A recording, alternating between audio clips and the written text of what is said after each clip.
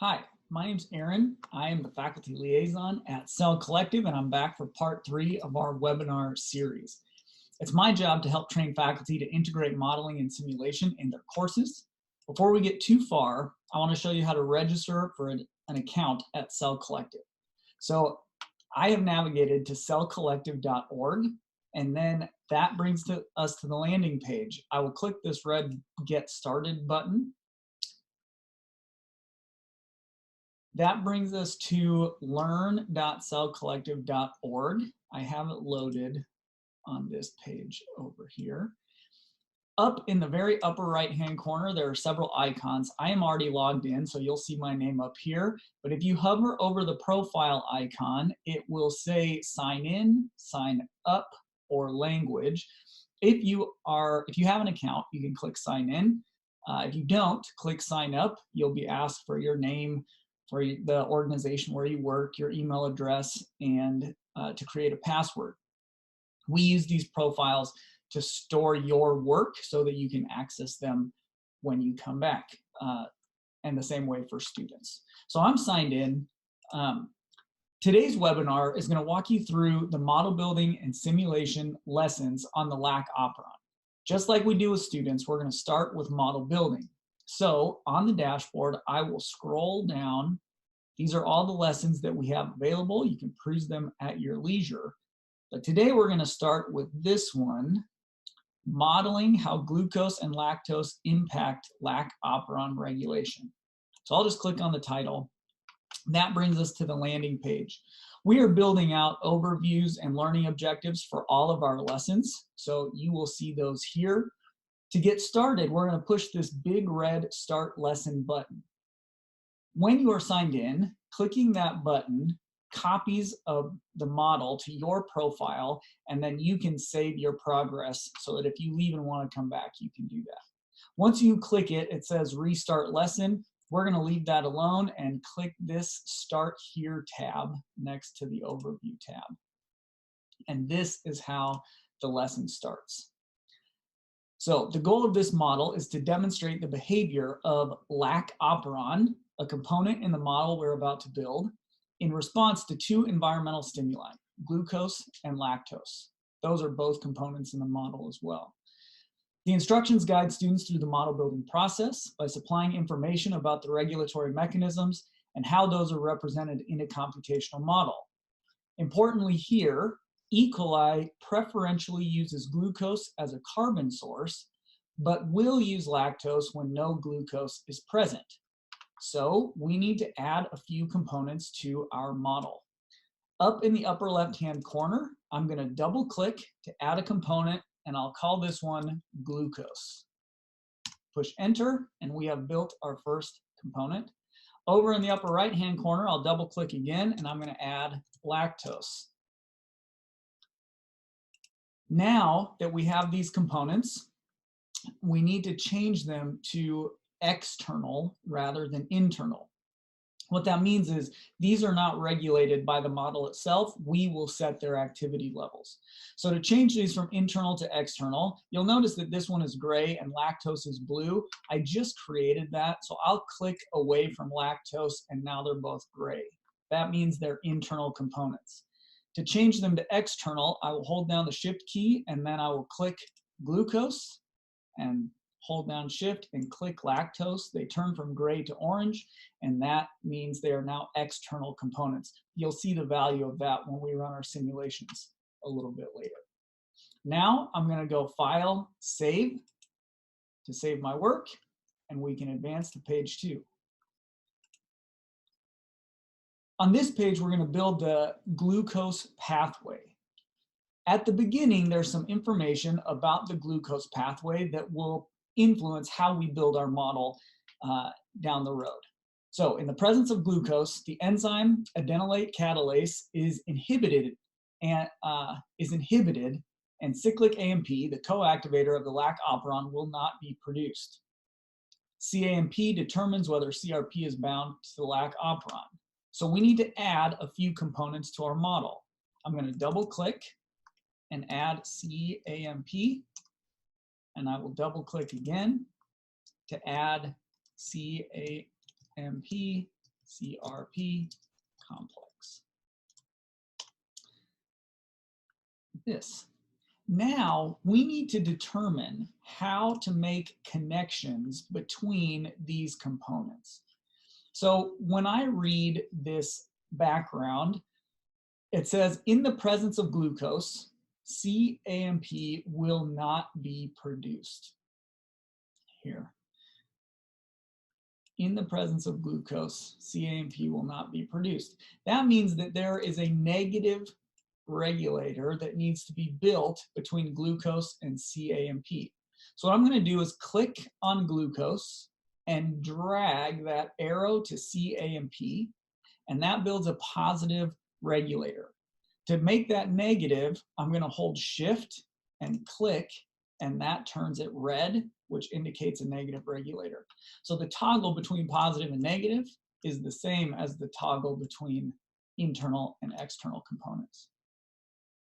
The relationship between CAMP and the CAMP-CRP complex is positive. It says CAMP determines whether CRP is bound to the Lac Operon. And so I'm going to draw this arrow and keep that a positive regulator. Once this is built, students can answer their questions here. Glucose is a negative regulator, and CAMP is a positive regulator, and then we can file, save, and continue to page 3.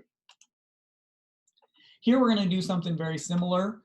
You can read the background, but we're going to build out the lactose pathway. So what we need to do is add the components allolactose and lac repressor to the model. I'm going to double click and add allolactose. I'll double click again and add lac repressor. Here again, we need to decide what the regulatory elements are. So I'm going to draw it says lactose can be converted to allolactose. So this is a positive regulator. And then allolactose binds the lac repressor, causing it to change shape, which inactivates the repressor. So this is a negative regulator. So I draw the arrow, shift click to turn it red. Here again, students can answer their questions, and then we'll click File, Save, and advance to page 4. This page describes the structure of a prokaryotic operon. Students are asked to add several components and determine their connections. So when we read down here, this paragraph says add the components, Lac Operon, mRNA, Lac enzymes, and lactose breakdown to the graph panel. Place Lac Operon right in the middle. So I'm going to double click here and add Lac Operon, and then place mRNA directly below it. Students are asked where they think Lac enzymes and lactose breakdown should be placed. I'm going to put Lac enzymes beneath mRNA, and I'm going to put lactose breakdown beneath Lac enzymes. Now we need to build connections between all of these components as well. So it stands to reason that if the Lac Operon contains the genes that get transcribed into mRNA, that this would be a positive regulator. mRNA, the Lac mRNA produces Lac enzymes, so this is positive, and Lac enzymes are responsible for lactose breakdown. So all of these are positive relationships. Again, students can answer their questions, file, save, and advance to page 5. Here, we are going to determine how these two regulatory pathways influence the Lac Operon and its downstream behaviors. So lactose enters a cell, some gets converted to allolactose. When the repressor is active, it binds the operator and blocks transcription of the Lac Operon. That means that the Lac repressor is a negative regulator of the Lac Operon. So I'm going to click on Lac repressor, drag to Lac Operon, and then shift-click to make that a negative regulator. For successful operon transcription by RNA polymerase, cAMP-CRP complex must be bound, and the Lac repressor must be unbound. So this must be a positive regulator. Here, we have finished our computational model. We can push File, Save, and continue to page 6.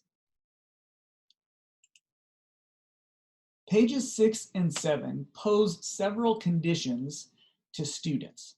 So we can imagine an E. coli cell in the presence of all these different conditions, 2 on page 6 and 2 on page 7. So 6A says, an E. coli cell in the presence of neither glucose nor lactose. What will happen to cAMP-CRP complex activity? What will happen to the Lac repressor? What will happen to the Lac operon? 6B, in the presence of glucose only. Same questions. Students can answer. I haven't done anything, so I can't save, but they'll answer their questions, File, Save, move on to page 7. In the presence of only lactose, and in the presence of both glucose and lactose. So all the possible combinations of our 2 external components. Again, students will answer the questions, File, Save, and advance to page 8. Here we have a model summary. This page briefly describes the regulatory mechanism of the Lac operon and its purpose. A summary of the connections between the components is provided.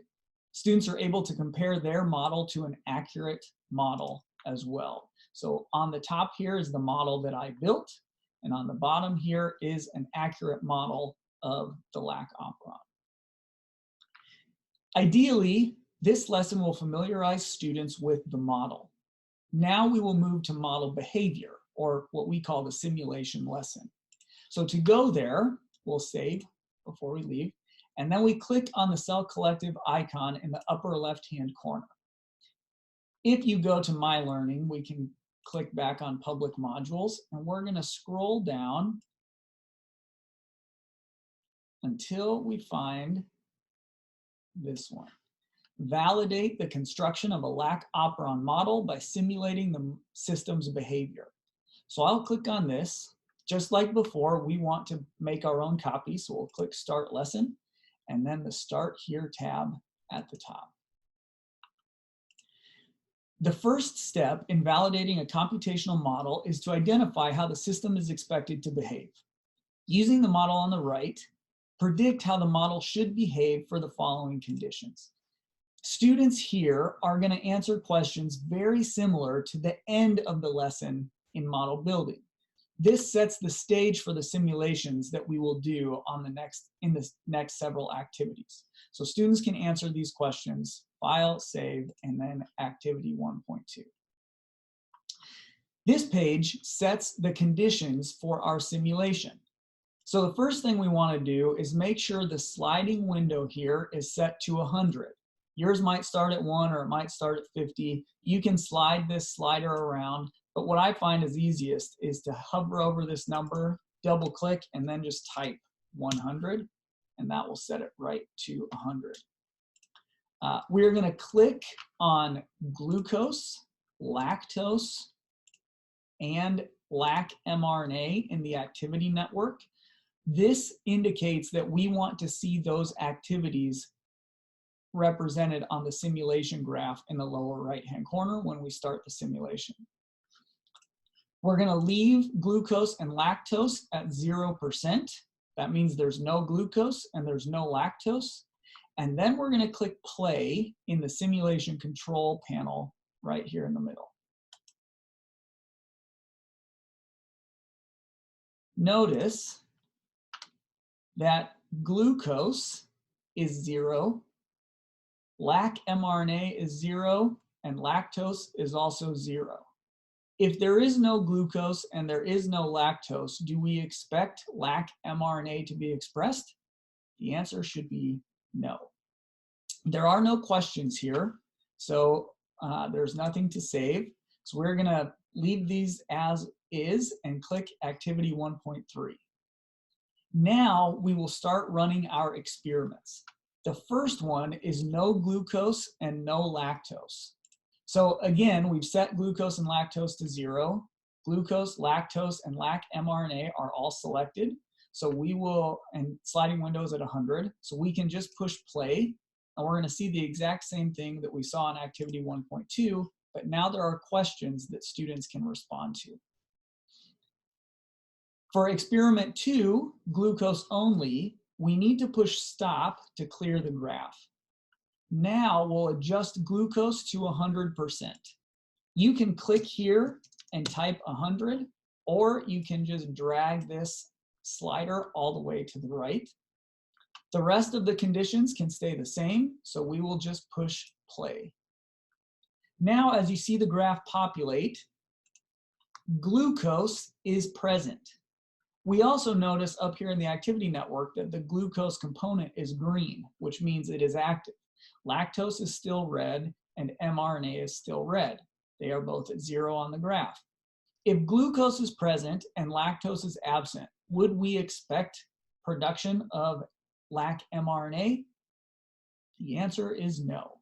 Those genes are only expressed when lactose is present to break down lactose into glucose and galactose. So those do not get expressed. Students can answer their questions, file, save, and then we will move to activity 1.4. Here, we're going to adjust glucose to 0 and lactose to 100. This is the condition where we expect lac mRNA to be expressed. And sure enough, when we push play, lac mRNA shows up on our graph, and it's green in the activity network. We can push stop, slide glucose all the way over to the right for the 4th experiment. We push play again. And because glucose is present, lactose does not need to be used as a carbon source, so lac mRNA is not present under these conditions. Again, students can respond to their questions, file, save, and move to activity 2.1. Significantly, those 4 experiments are the experiments that students made predictions about in the first lesson, the model building lesson. Here, they actually get to simulate the behavior of the system under those conditions and confirm or refute the predictions that they made. In activity 2, there is a mistake in the model. The model's been changed. It does not function the way that we built it.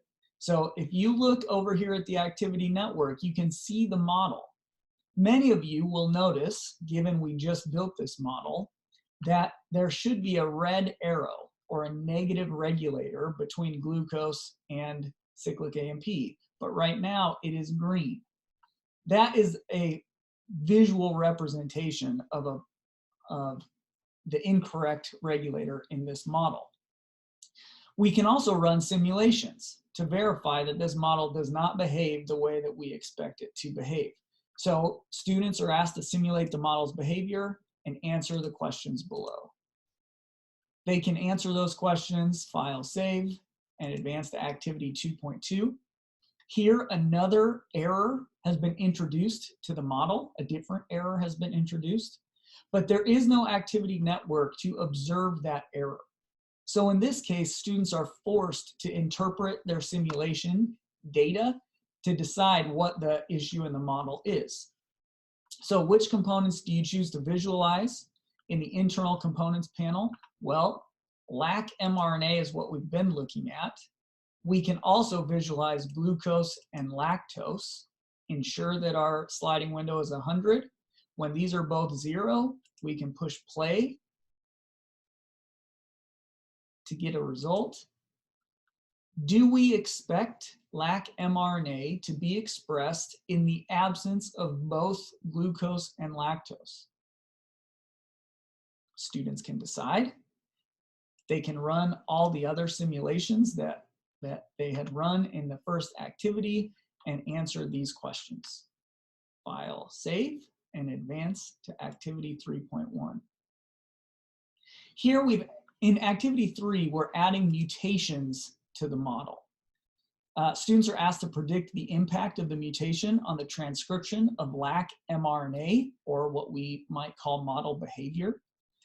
So for this investigation, you will investigate the role of cyclic AMP CRP complex, make a prediction. Students can answer these questions, support your prediction with a mechanism. This is an open-ended one. When they've done that, they can click File, Save, and in activity 3.2, they will simulate their model's behavior. Here, just like before, we can click glucose, lactose, and Lac mRNA. The condition where we expect Lac mRNA to be expressed is when glucose is absent and lactose is present. So if we simulate just like this, we get the expected result. So our model is functioning. Now I'm going to clear that and introduce this CRP mutation by dragging that slider all the way to 100. If we simulate again, now Lac mRNA is not active. It does not get expressed. Students then can respond to this question.